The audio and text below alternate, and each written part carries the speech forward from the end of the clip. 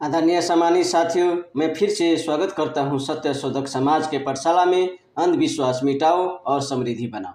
आदरणीय सम्मानित साथियों, नेपाल में ब्राह्मणवादी या मनु के औलादे फिर से राजा की लाने की मांग कर रही है और हिंदू राष्ट्र घोषित करने की मांग कर रही है।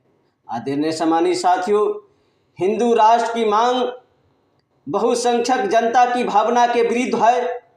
हमें हिंदू राष्ट्र और हिंदू राजा नहीं चाहिए। हम धर्मनिरपेक्ष राज्य चाहते हैं। यह गिरिजा प्रसाद कोइराला और उनके करीबी सहयोगियों या समर्थक दलों के लिए एक गंभीर चुनौती है। राजा के समर्थक भी कुछ हद तक राष्ट्र विरोधी है, क्योंकि वो निहित जातीय हितों के लिए राष्ट्र खजाने को चूस रहे हैं। आदरणीय सम्मानित साथियों, बौद्ध विरोधी नस्लीय तत्व कभी भी बौद्ध लोगों और मूल निवासियों के शुभचिंतक नहीं थे। उनका एकमात्र उद्देश्य मूल निवासियों का पतन था। उन्होंने कभी भी हमारे साथ मानवीय आधार पर व्यवहार नहीं किया। जिन जातीय नेताओं ने पंचायत व्यवस्था को निरंकुश और अलोकतांत्रिक व्यवस्था कहकर इसकी आलोचना की, उन्होंने ही पंचायत व्यवस्था के पतन के बाद नेपाल में सक्रिय रूप से ब्राह्मणवादी सामाजिक व्यवस्था का प्रसार किया।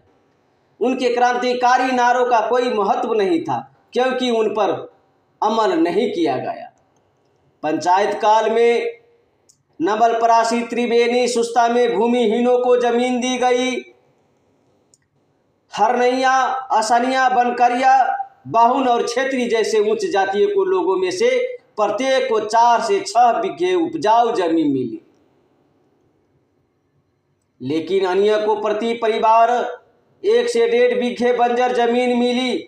सरकार द्वारा भूमि सुधार के दौरान जमींदारों से ली गई जमीन को उच्च जाति के नस्लीय लोगों में वितरित कर दी गई। तराई बेल्ट के हमारे भूमि मालिक मूल निवासी भूमिहीन हो गए और भूमि सुधार कार्यक्रम के माध्यम से भूमिहीन उच्च जाति के हिंदू भूमि धारक बन गए। पर्वतीय क्षेत्रों में भी यही नीति लागू की गई। ग्रामीण क्षेत्र में जमींदार कस्बों और शहरों में चले गए। भारत में ओबीसी यानी पिछड़ा वर्ग के लोगों को जातीय शासकों द्वारा गुमराह किया जा रहा है।